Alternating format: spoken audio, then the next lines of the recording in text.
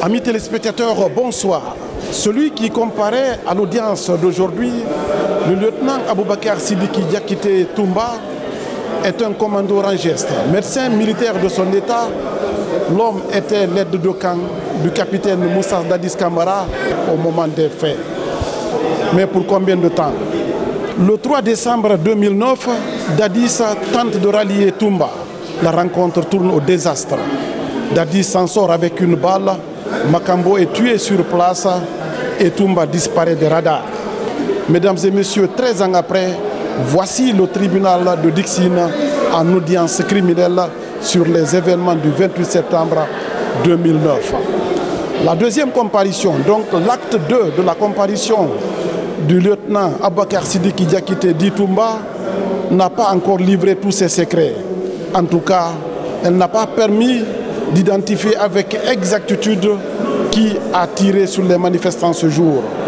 Toumba pointe un doigt accusateur sur le capitaine Moussa Dadis Camara et indique que c'était lui le patron du régiment qui a déployé les troupes sur le terrain. Toumba persiste et signe n'avoir commis aucune exaction au stade, mais au contraire d'avoir tenté et sauvé des personnes mais aussi des leaders. Faut-il croire à Toumba? La question alimente la chronique.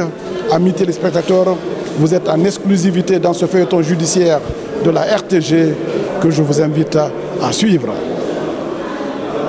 Nous allons ainsi momentanément clore notre tour de questionnaire.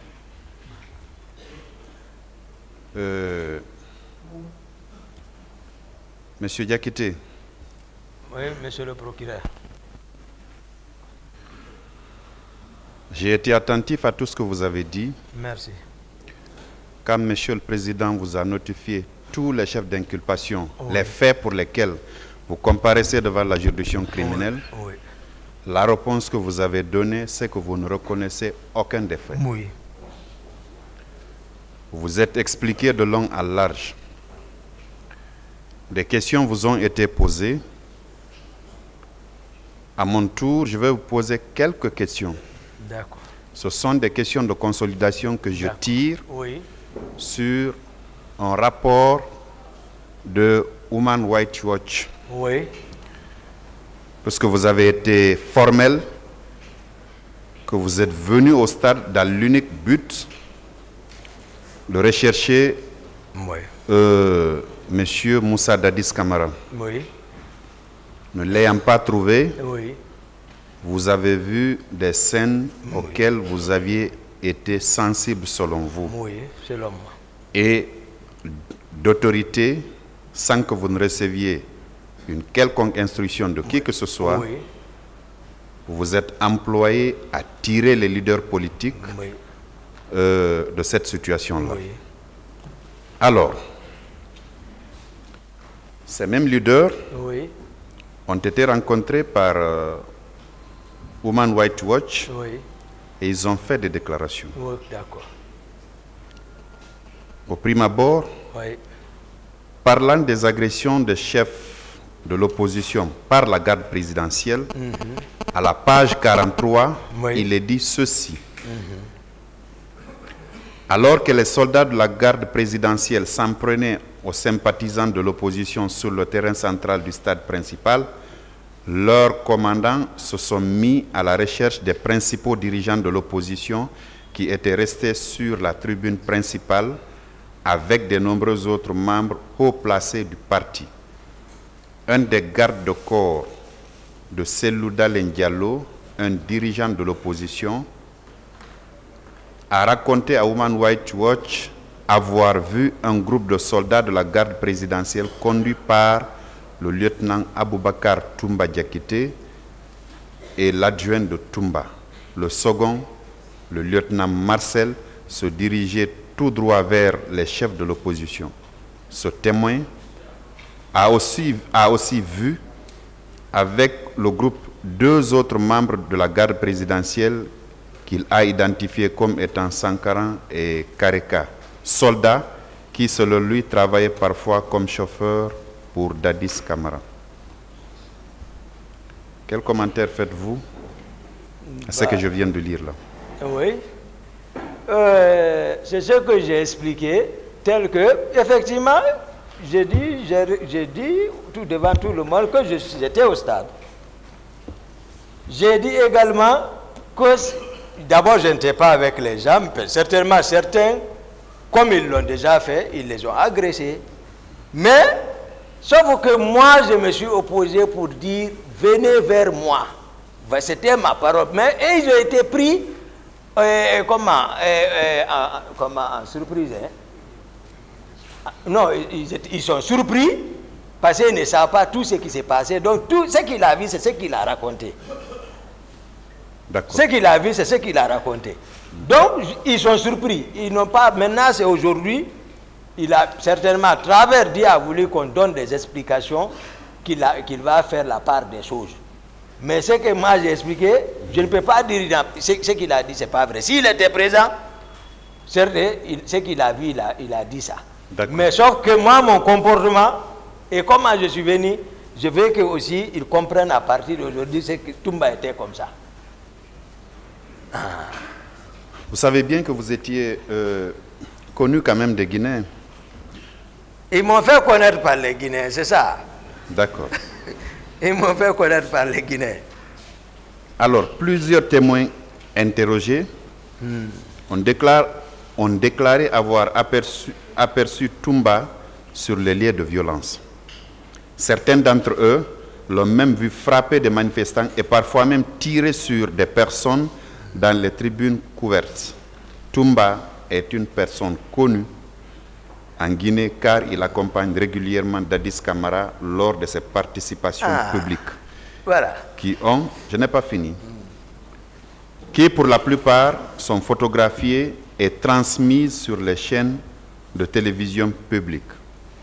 Plusieurs témoins ont affirmé que Toumba était facilement reconnaissable à la façon particulière dont il porte son béret rouge bien enfoncé sur sa tête comme un bonnet de laine ordinaire. Une coiffeuse de 29 ans a raconté qu'elle s'était retrouvée face à Toumba alors qu'elle se dirigeait vers les tribunes en tirant dans sa direction. Je vous ai dit que vous étiez connu parce que vous accompagnez le président Moussa Dadis Camara à plusieurs de ses réunions publiques ou à plusieurs rassemblements. Donc, votre physionomie, la façon par laquelle vous apparaissiez, n'était pas méconnue des Guinéens. Et c'est justement une des Guinéennes qui a fait cette déclaration qui dit qu'elle vous a vu en tirant vers sa direction. Voilà. Ce que moi je souhaite, hein, oui, en toute sincérité, tous ceux qui racontent là devant Dieu, moi je les pardonne. Ce n'est pas eux que je vais demander pardon. Moi je les pardonne. Cette déclaration-là n'est pas vraie. N'est pas vraie, mais je les pardonne également. Devant Dieu. Ensuite, une autre femme de 47 ans a décrit la façon dont elle a été frappée par Toumba peu après que ce dernier soit arrivé dans les tribunes couvertes. C'est à la page 44, vos avocats peuvent consulter. Elle dit ceci. Toumba lui-même m'a frappé. C'est arrivé dans la zone couverte lorsque nous avons essayé de partir. Il est venu vers moi et dit, où est Dalin? Nous allons le tuer aujourd'hui. Où sont vos gens? Il m'a frappé sur le visage à plusieurs reprises avec sa main. Tout en me battant, il dit, qu'est-ce que tu es venu faire ici? Tu es une vieille. Pourquoi es-tu venu? Hein? Je ne l'avais jamais rencontrée auparavant, mais elle l'a reconnue à partir de la télévision. Personne ne l'arrêta. Tchebro était là et vu ce qui se passait et a vu ce qui se passait. Il ne l'a pas empêché. Après cela, mon mari m'a amené hors du stade. Nous avons quitté rapidement avant que nos leaders ne soient battus. Cette autre femme aussi ne dit pas la vérité. Ce n'est pas une vérité. Je veux que, puisqu'il s'agit des leaders, hein, oui, c'est-à-dire les leaders eux-mêmes, ils n'ont qu'à, ici, parce que c'est très important. Il ne faut pas que quelqu'un te sauve et puis tu t'assois, tu vois les gens en train de dire les contre-vérités. Non, non, je ne suis pas là encore. Voilà. On en viendra sur la partie des leaders. Voilà. Vous avez été méthodique, je vais l'être aussi. Voilà, donc c'est pas vrai. Cette autre femme ne dit pas la vérité. Pas vrai. Très bien. Alors, j'en viens aux leaders politiques. Ouais.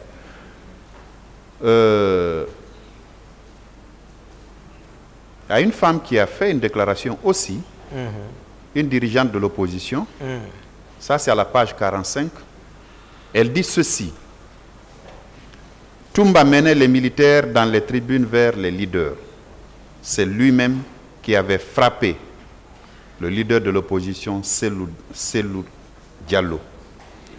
Toumba était coiffé d'un béret rouge et avait accroché des fétiches à sa tête. Et oui, je lis ce qui écrit M. Diakité. Et il était en uniforme militaire. Toumba était entré dans les stands avec environ 50 bérets rouges. Il était parti immédiatement vers Cellou Diallo et l'a frappé à la tête avec son fusil. Puis, le frappa encore sur les côtes. Cellou Diallo est tombé et j'ai pensé qu'il était mort. Lorsque Toumba a vu Cellou tomber, je crois que Toumba avait également pensé qu'il l'avait tué. Lui et d'autres commencèrent à frapper François Fall. J'ai crié. Ils ont tué les leaders. Un béret rouge avait brandi son arme devant moi et m'a frappé à la tête. Puis, d'autres me frappaient dans les reins et les jambes. Puis un autre béret rouge m'avait poignardé à la main et à la poitrine. Un seul m'avait poignardé, le reste me frappait. Cette déclaration également est très fausse, M. Diakité. Elle est fausse. D'accord. Est-ce que parmi les leaders politiques que vous avez envoyés à la clinique Ambroise Paré, il y avait Mouktar Diallo? Ah, je crois, Mouktar, certainement, il devrait être dedans. Certainement. Hein? Certainement. Bien. Certainement. Alors, voici ce que lui il dit. Mouktar Diallo, un jeune chef de l'opposition également présent sur le podium, a décrit en termes similaires l'offensive de Toumba à Human Rights Watch. Il dit ceci. Nous sommes restés sur le podium. Les militaires venaient vers nous. Toumba était devant, dirigeant les bérets rouges. Et il était avec Marcel, son adjoint, qui a joué un grand rôle. Il y avait beaucoup de bérets rouges partout. Mais le groupe qui était venu vers nous était de 20. Ils criaient, voilà les leaders. Ils sont venus en courant vers nous.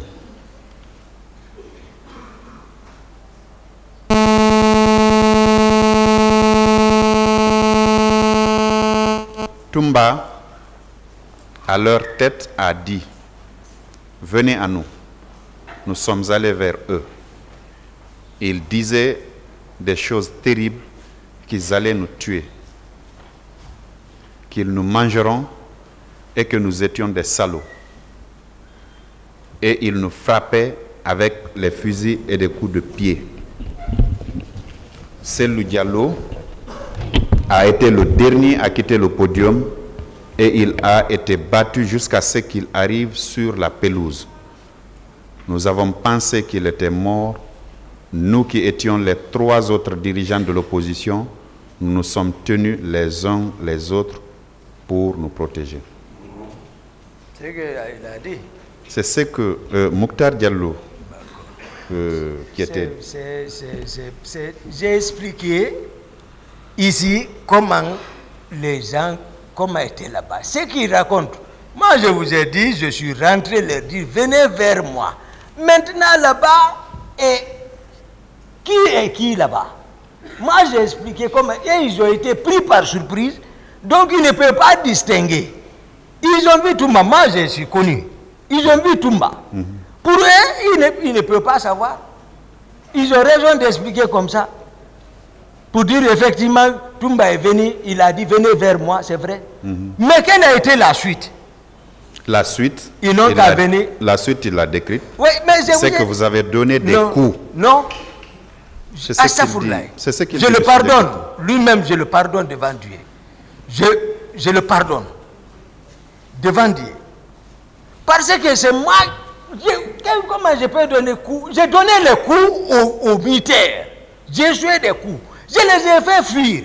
S'il était en tout cas parmi ceux qui étaient avec moi dans le véhicule, franchement, il doit dire la vérité. Je ne suis venu avec personne. Je ne commandais personne. C'est ce que je veux aujourd'hui faire comprendre la Guinée. Mais je suis seul contre tout le monde là. La Guinée dit non qu'à comprendre la vérité. Je ne suis pas sorti avec quelqu'un. Je n'ai pas commandé quelqu'un là-bas. Voici celui qui l'a fait, le président Dadis, avec ses proches. Monsieur Diakité, voilà. Monsieur Dadis viendra à cette barre également? Non. Parce que vous avez le même statut. Vous êtes tous accusés devant cette juridiction-là. Il viendra aussi, tel que les faits vous ont été notifiés, les faits lui seront notifiés et les réponses qu'il donnera, vous serez là. En attendant, c'est vous qui êtes à la barre. C'est vous qui avez dit, c'est vous qui avez dit que c'est vous qui avez sauvé ces leaders-là. Et parmi eux, il y avait Mouktar Diallo. Je vous lis certains passages des déclarations de M. Mouktar Diallo. Voilà. Mouktar Diallo, tout ce qu'il dit, il parle au pluriel. Hein. Singulièrement, il a parlé qu'il a vu Toumba venir vers nous. Et je l'ai expliqué ici. Mais il parle au pluriel. Et le pluriel là, c'est ce que j'ai détaillé. J'ai détaillé pour que vous compreniez comment était le terrain. Parce que, monsieur le procureur, un dol pénal mal organisé équivaudrait à un crime. C'est pourquoi je m'efforce pour vous faire comprendre. Il parle au pluriel. Tous ceux qui sont passés parlaient au nom encore de Toumba. Toumba et ses hommes. Toumba et ses hommes. Si quelque chose m'arrive dans ce procès, je ne pardonne pas devant Dieu. Je m'efforce pour faire parler. Mouktar parle, il a été quelqu'un qui est pris en surprise, ne comprenant pas. Tout le monde, effectivement, voit Toumba derrière le président. On a vu Toumba au stade. Maintenant, voici Toumba. Ce que j'ai fait, d'autres leaders en ont expliqué texte. Ce que moi j'ai fait, je ne vais pas les en vouloir parce qu'ils ne pouvaient pas avoir l'automatisme de comprendre la situation. Maintenant, moi c'est ce que j'explique, que ces hommes-là n'étaient pas commandés par moi. Celui avec qui je suis sorti, vous pouvez le demander. Formaux. Je suis sorti seul. Le président même a dit, il n'a pas donné l'ordre. Il m'a empêché. C'est ce que je suis en train de faire. Le pluriel dont vous vous employez là ne relève pas de moi. D'accord. Yann de prenez comme ça. Je le prends comme ça. Je continue. Oui. Vous avez dit que quand vous avez pris ces leaders politiques pour les faire sortir du stade, vous n'avez pas vu des femmes qu'on violait ou qu'on tentait de violer? Vous maintenez? J'ai parlé, non, tout de suite. J'ai parlé, j'ai dit, dans l'annexe, quand on sortait, de l'autre côté, j'ai vu une femme qu'on traînait au sol. Oui, qu'on traînait. Vous avez même précisé qu'elle était nue. Mi-nue. Voilà, comme ça, on la traînait là-bas. Donc, mais on n'était pas en train de la violer, n'est-ce pas? Non, non, non. Très bien. Est-ce que ces scènes de viol-là, vous ne les avez pas vues? Non, je n'ai pas vu, monsieur le procureur, devant Allah. D'accord. Sauf que, à la page 66, il est indiqué ceci. Le commandant de la garde présidentielle au moment des faits, le lieutenant Aboubakar Toumba Diakité, et le ministre d'État chargé de la lutte contre le trafic de drogue et contre le grand banditisme, le capitaine de gendarmerie Thiebro Camara, ont été vus sur les scènes de viol par de nombreux témoins interrogés par Human Rights Watch. Cependant, d'après les témoins et les victimes, ni l'un ni l'autre, ni aucun membre de la garde présidentielle n'a pris la mesure concrète pour mettre un terme aux violences sexuelles. Voilà. Vous dites que vous n'avez pas vu de scènes de viol. Je n'ai pas vu. Maintenant, des ici, témoins, là. des témoins. Excusez-moi. D'accord. Pour qu'on se comprenne. D'accord. Vous allez écouter quand je parle et j'en ferai autant. Merci. D'accord? On est d'accord. Voilà. C'est vous qui avez dit que vous n'avez vu qu'une femme qu'on traînait, oui, qui était à moitié nue. Oui. Et que, quand j'ai posé la question, oui, vous avez été formel que vous n'avez vu aucune scène de viol. Oui.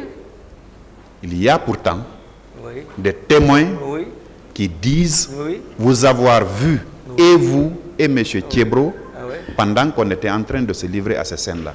Ni vous, ni M. Thiebro, ni aucun membre de la garde présidentielle n'avait empêché ces scènes de viol.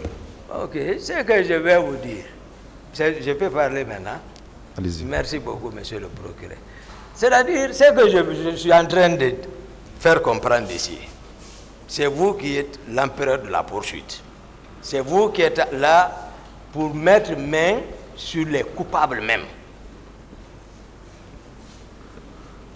On vous a expliqué la situation. Vous avez su ceux qui ont reçu l'ordre de sortir. Et c'est par coïncidence. Et celui par coïncidence et qui s'est comporté comme sauveur. Dans l'armée, vous, c'est-à-dire ceux qui ont reçu l'ordre vraiment de partir au stade, c'est eux qui en ont responsable et celui qui a donné l'ordre. Mais en toute sincérité, je me suis efforcé pour faire comprendre. Je n'ai aucune connaissance de cause d'abord sur ce qui s'est passé ces jours. Ça, c'est de la vérité. Sincèrement. Parce qu'on ne peut pas me faire parler, me faire des exercices comme si ma présence, il y a une connaissance de cause. J'ai expliqué depuis en amont. C'est que je veux que le ministère public comprenne. Donc, je n'ai aucune connaissance de cause dans ça. Maintenant, ceux qui ont témoigné comme témoins, je suis en train aujourd'hui de leur faire comprendre la vérité. Parce que dans tous les cas, nous tous, nous allons mourir.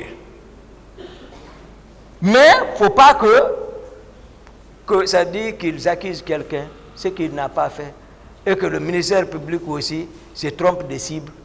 Le ministère public ne se trompe pas de cible, M. Diakité. Non, il ne se trompera pas. Le ministère public est dans son rôle régalien. Régalien, tout à fait. Voilà. Nous ne nous tromperons jamais de cible. Toumba n'a pas fait ça. Jamais alors. Jamais. Jamais. Ainsi soit-il. Ce que je dis. Oui. Je donne même les pages, c'est pour permettre à vos avocats de consulter le document sur la base duquel je suis en train de vous poser des questions. Et je l'avais dit à l'entame de mon propos. Ouais. D'accord? Je donne les pages. Ouais. La question que je vous ai posée, elle est toute simple. Est-ce que vous aviez vu, quand vous sortiez avec les leaders, des scènes de viol? Non. Non. Non. Très bien. Merci.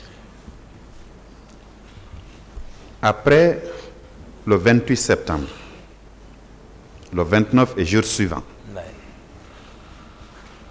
avez-vous entendu parler, puisque vous étiez dans l'enceinte du camp, avez-vous entendu parler qu'il y avait des personnes, des manifestants qui étaient retenus contre leur volonté dans ce camp-là, auxquels on faisait subir toutes sortes de supplices? Non. Vous n'avez pas entendu parler? Non. Vous n'avez pas entendu des cris de détresse d'une femme, d'un homme qu'on maltraitait? Non. Ceux qui étaient, par exemple, qui pouvaient arrêter les gens, faire rentrer à la présidence, Granco faisait rentrer les gens à la présidence. Je ne sais pas c'est qui, mais souvent il y avait des détenus vers chez lui. Moi, je ne suis même pas associé à tout ça. Tout ce qu'on me faisait faire passer, c'est-à-dire me faisait croire Toumba, c'est ça. C'est loin de ça. C'est un régime. C'est-à-dire, lorsqu'on parle d'une transition, il faut qu'on se comprenne. Une transition, ce n'est pas un pouvoir légal où tout, c'est-à-dire toutes les fonctions sont, c'est-à-dire légales. Un régime de transition, à moins qu'il ait la volonté. Monsieur Diakité, excusez-moi de vous interrompre. Mais si ce n'est pas ça. Excusez-moi de vous interrompre. Restez dans le cadre de ma question. Oui, oui, c'est ça. C'est dans le cadre de votre question. C'est pour cela que les gens se comportaient comme ça. C'est pour cela que les gens se comportaient comme ça. La période dont vous parlez, où M. Pivi faisait entrer des gens là-bas, il les détenait. Il est chargé de la patrouille. Oui. Est-ce que c'était juste après le 28 septembre ou le 28 septembre même? J'ai dit tout de suite ici. Je n'ai pas oublié. J'ai dit, Pivi jouait lorsqu'il était question de savoir la fonction de chacun, entre moi et Pivi. J'ai dit, Pivi avait une patrouille mixte de différentes unités composées pour patrouiller. Donc, c'est lui qui sortait pour, voilà, voir ce qu'il a fait, ça son rôle. Maintenant, j'ai dit, s'il y a des hommes qu'on arrête, voici encore, je reviens, j'ai dit, souvent, lui, il arrêtait les hommes envoyés là-bas. Tchegoro aussi arrêtait les hommes envoyés vers chez lui quand je l'ai fait déloger à la présidence, ce qu'il fait pour voir que c'est distant. Non, c'est comme ici. Donc, lui aussi, il arrêtait. Mais moi, c'est moi, non. Il n'y a pas où garder quelqu'un chez moi. D'accord. Voilà. Après le 28 septembre, Ouais. vous avez entendu parler de camions militaires qui étaient remplis de corps stationnés au camp Samori. Vous en aviez entendu parler? C'est dans le réquisitoire que j'ai lu ça, sincèrement. Dans la déclaration du général Todou. D'accord. C'est dans le réquisitoire là, j'ai lu ça. Sinon, non. Moi, j'étais recherché maintenant, c'est-à-dire, le film est monté, voilà, Toumba, tu veux pas, tu es sacrifié. C'était ça. On avait également parlé de charniers, de fosses communes, j'allais dire. Oui.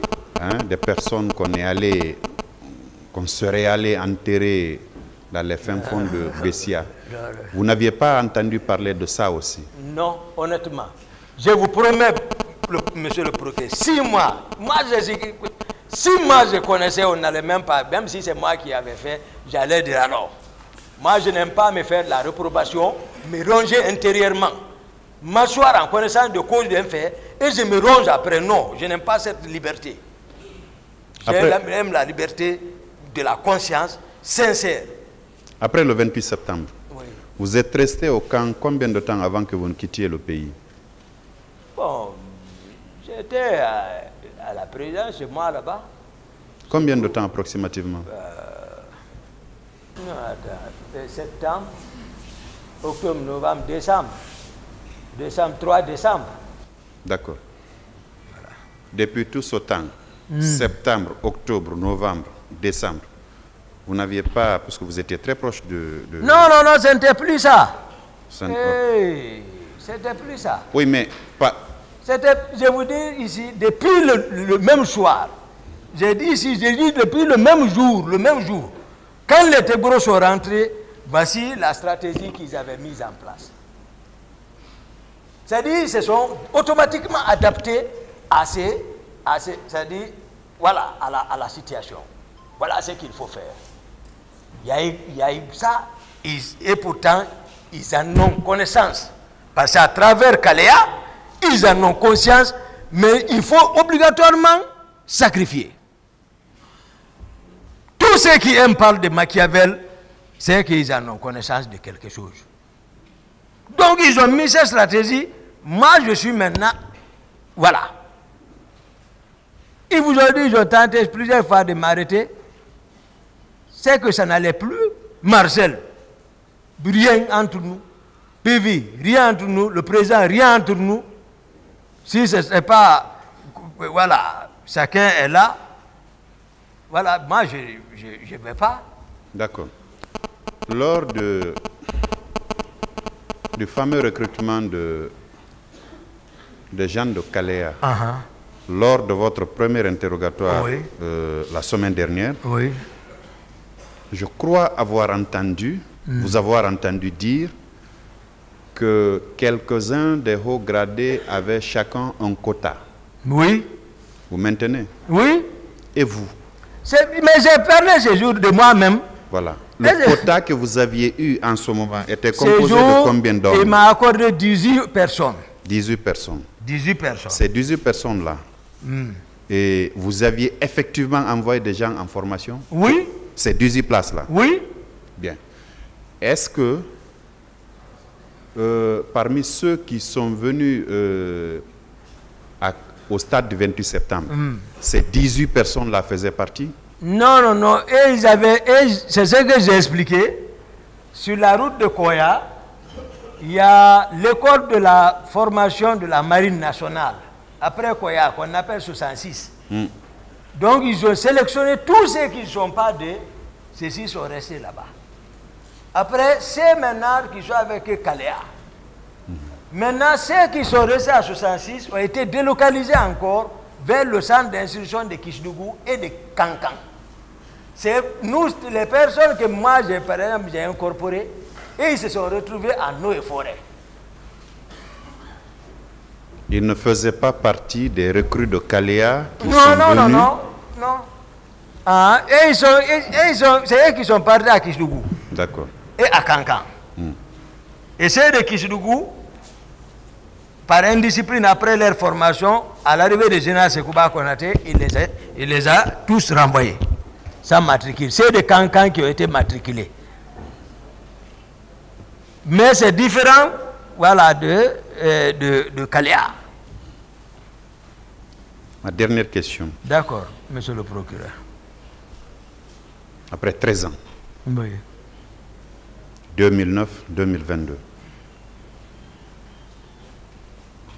vous êtes formel que tous les faits contenus dans l'ordonnance qui vous a renvoyé devant la juridiction de jugement, in fine, ces faits-là, vous ne les avez pas commis. Oui, monsieur le procureur. C'est pour cela que je remercie le ciel de m'avoir donné, gardé jusqu'à date, face à la cour, face aux victimes, yeux dans yeux, face au peuple de Guinée,